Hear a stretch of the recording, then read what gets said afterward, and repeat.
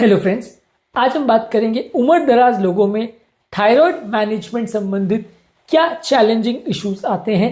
ये हम सब जानते हैं कि उम्र दराज पेशेंट में जब थायराइड का प्रॉब्लम आता है मैनेज करना थोड़ा मुश्किल पड़ता है।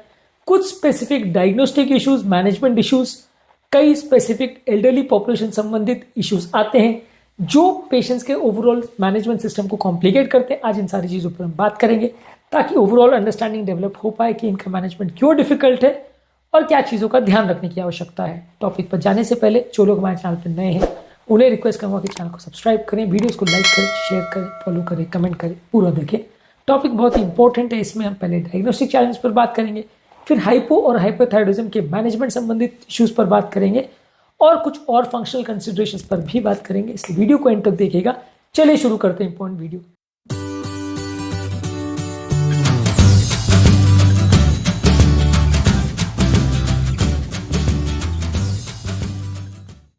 सबसे पहला डायग्नोस्टिक चैलेंजेस क्या आते हैं। एक तो ये कि कई बार एल्डरली पेशेंट में जो इसके लक्षण होते हैं वो थोड़े से सटल होते हैं, कई बार पूरे क्लियर कट सिम्टम्स नहीं होते। कई बार कई ऐसी चीजें होती है जैसे उम्र के साथ कमजोरी होना, वजन का बढ़ना, वजन का चेंज होना या मेमोरी का चेंज होना, जो कि थायराइड के प्रॉब्लम्स के फीचर्स हो सकते हैं, लेकिन ये उम्र के साथ वैसे भी हो सकते हैं। तो ऐसी चीजों को डिफ्रेंशिएट कर पाना थोड़ा सा मुश्किल हो जाता है कि ये पर्टिकुलर प्रॉब्लम उम्र की वजह से हो रही है कि थायराइड का प्रॉब्लम हो रहा है। तो ऐसे केस में कई बार जांच नहीं हो पाती और जांच नहीं हो पाती तो बीमारी मिस हो जाती है। तो कई बार इस बीमारी के सिम्टम्स जो हैं थोड़े माइल्ड से होते हैं और पेशेंट की एजिंग रिलेटेड प्रोसेस के साथ मिस्टेक किए जा सकते हैं। ये एक इंपॉर्टेंट इशू रहता है थायराइड पेशेंट्स के मैनेजमेंट में उम्र दराज में। इसके अलावा कई कोमॉर्बिड कंडीशंस है जैसे हार्ट की बीमारी है, अब उसकी वजह से भी पैल्पिटेशन हो सकता है जो कि थायराइड पेशेंट में हो सकता है। इसके अलावा डिप्रेशन वैसे भी हो सकता है जो कि हाइपोथायराइडिज्म में हो सकता है। इसके अलावा डिमेंशिया यानी याददाश्त चले जाना वो भी थायराइड प्रॉब्लम्स का फीचर है और उम्र में साथ वैसे भी हो सकता है।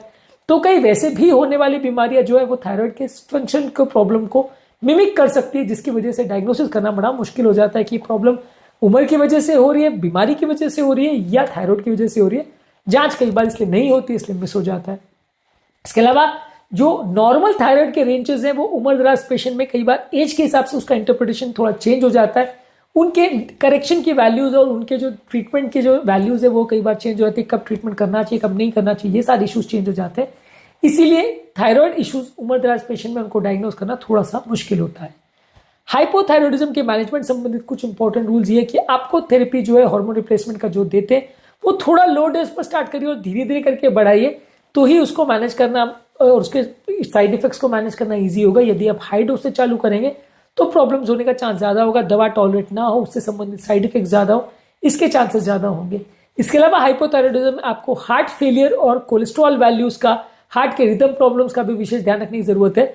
इस उम्र में हाइपोथायराइडिज्म की वजह से हार्ट रिलेटेड प्रॉब्लम जैसे एट्रियल फिब्रिलेशन होना और कई बार हड्डियों के कमजोर होने का चांस, ऑस्टियोपोरोसिस होने का चांस, ये सारी चीजें ज्यादा हो जाती हैं। इसलिए आपको ज्यादा ध्यान रखने की जरूरत है। पेशेंट के जो इंपॉर्टेंट साइड इफेक्ट्स और इश्यूज है उनको विशेष ध्यान देने की आवश्यकता है। इसके अलावा उम्र दराज लोगों में बार बार चेक करने की आवश्यकता है क्योंकि दवाओं के ओवर और अंडर डोजिंग होने का प्रॉब्लम्स और उसके बार बार पेशेंट की कंडीशन बिगाड़ने के चांसेस ज्यादा होते हैं। ये इश्यूज कई बार चैलेंजिंग हो जाते हैं जिसकी वजह से बार बार उम्र दराज पेशेंट्स के टेस्ट करना आवश्यक है। उम्र दराज पेशेंट बार बार टेस्टिंग के लिए आए या नहीं है ये भी बड़ा इशू होता है क्योंकि कई बार पेशेंट बेडरिडन होते हैं या आ जा नहीं सकते हैं या उनको पैरालिसिस होता है या कुछ और इश्यूज होते हैं। लोग कई बार आना जाना नहीं भी चाहते हैं, तो ये पेशेंट में मॉनिटरिंग बार बार लगती है और जब आप पेशेंट को बार बार बुलाते हो तो पेशेंट नहीं बार आना नहीं चाहता है। ये भी इशू हो जाता है हाइपोथायराइडिज्म के मैनेजमेंट संबंधित। सिमिलरली हाइपोथायराइडिज्म में जैसे प्रॉब्लम है वैसे ही हाइपरथायराइडिज्म में भी प्रॉब्लम है। इस उम्र में लोगों की हेल्थ बहुत फ्रेजाइल होती है, इसकी वजह से वेट लॉस होना, मसल वीकनेस होना, हार्ट वीकनेस होना, हड्डियां कमजोर होना, ये सारी चीजें ज्यादा देखने को मिलती है हाइपोथायराइडिज्म में यंग पेशेंट्स के कंपैरिजन में। इसके अलावा जो आप दवाइयां देते हैं, खासकर जो थायराइड की मेडिसिन रहती है उसमें एक ग्रैनुलोसाइटोसिस यानी व्हाइट ब्लड सेल्स में सडनली ड्रॉप हो जाना और बहुत डेंजरस लेवल्स तक पहुंच जाना, ये ज्यादा कॉम्प्लिकेशन देखने को मिलता है जिसमें जान का खतरा भी हो सकता है। ये मेडिसिन के साथ एक सिग्निफिकेंट साइड इफेक्ट है जो उम्र दराज में देखा ज्यादा जाता है। ज्यादा मॉनिटरिंग उनमें लगती है, ओवर ट्रीटमेंट होने से या अंडर ट्रीटमेंट होना, दोनों में से उनको प्रॉब्लम होती है, इसलिए इसको ज्यादा ध्यान देना पड़ता है। लेकिन लोगों का कई बार आना मुश्किल हो जाता है आपके पास। इसके अलावा रेडियो एक्टिव आयोडीन जो कि हाइपरथायराइडिज्म के मैनेज में कई बार दिया जाता है, सर्जरी ना करनी पड़े, ये डायरेक्टली थायराइड ग्लैंड को डिस्ट्रॉय कर देता है और हार्मोन सिक्रीशन कम कर देता है। उम्र दराज लोगों में इसका डोजिंग करना मॉनिटरिंग करना ज़्यादा मुश्किल होता है, कॉम्प्लिकेशंस होने का चांस ज़्यादा होता है, इसलिए ये दवा देना या उसका उपयोग करना भी अपने आप में एक चैलेंजिंग इशू होता है। ओवरऑल उम्रदराज पेशेंट में एक मल्टीडिसिप्लिनरी अप्रोच की जरूरत है, क्योंकि उम्रदराज पेशेंट में एक पूरी टीम की जरूरत होती है, जहां एंडोक्राइनोलॉजिस्ट भी काम करेगा, कार्डियोलॉजिस्ट भी काम करेगा, फिजिशियन भी काम करेगा, दूसरी बीमारी संबंधित साइकियाट्रिस्ट और न्यूरोलॉजिस्ट भी काम करेंगे, सब मिलकर काम करेंगे तो ट्रीटमेंट ज्यादा अच्छा होगा। कई बार क्या होता है, पेशेंट मल्टीपल मेडिसिन पर होता है, दवाइयों में आपस इंटरेक्शन हो जाता है।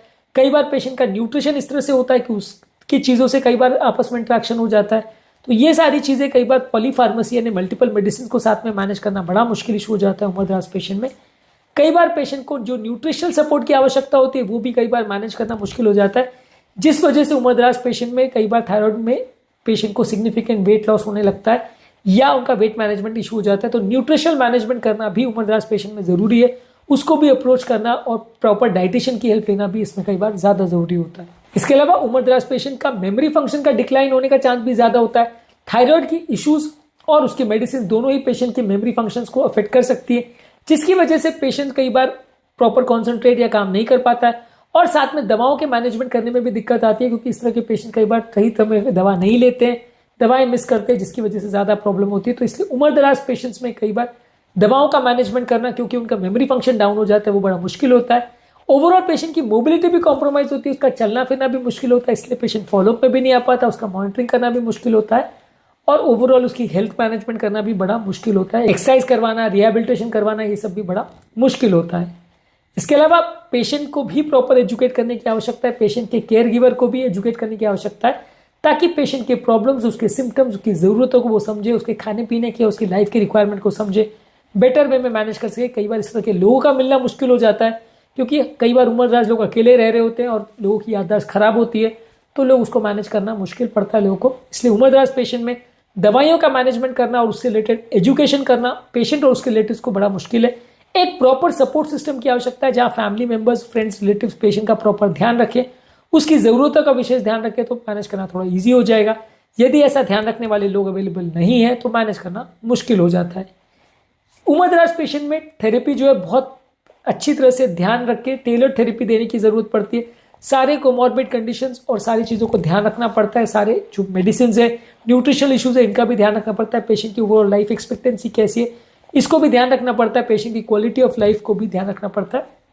ये सारी चीज़ों का ध्यान करके बैलेंस्ड वे में आप दवाइयाँ जब देते हो पेशेंट को तो अच्छे रिजल्ट मिलते हैं। जब इन चीज़ों का ध्यान नहीं रखा जाता है और सिर्फ आपने वैल्यूज़ को, नंबर्स को देख के पेशेंट को दवा दे दी, बाकी चीज़ों का ध्यान नहीं रखा, तो पेशेंट को प्रॉब्लम्स आने के चांस ज़्यादा होते हैं और उसकी जो ओवरऑल दवाइयों से या थेरेपी से फ़ायदा होना चाहिए वो नहीं मिल पाता है। तो आज के टॉपिक में हमने बात करी उम्रदराज पेशेंट में थायराइड मैनेजमेंट में क्या इंपॉर्टेंट और स्पेसिफिक इश्यूज आते हैं। इसके संबंधित भी हमने और भी बहुत सारे वीडियोस किए हैं कि थायराइड में क्या खाना चाहिए, क्या नहीं करना चाहिए, क्या मिस्टेक्स होती है, क्या मिथ्स होते हैं, ये सब हमने अलग अलग वीडियोस में एड्रेस किए। इनको भी जरूर चेकआउट करें, बीमारी के बारे में काफ़ी कुछ जानने को मिलेगा। टॉपिक एंड करने से पहले जो लोग हमारे चैनल पर नए हैं, अपने रिक्वेस्ट करूँगा कि चैनल को सब्सक्राइब करें, वीडियोज़ को लाइक करें, शेयर करें, फॉलो करें, कमेंट करें, पूरा देखें।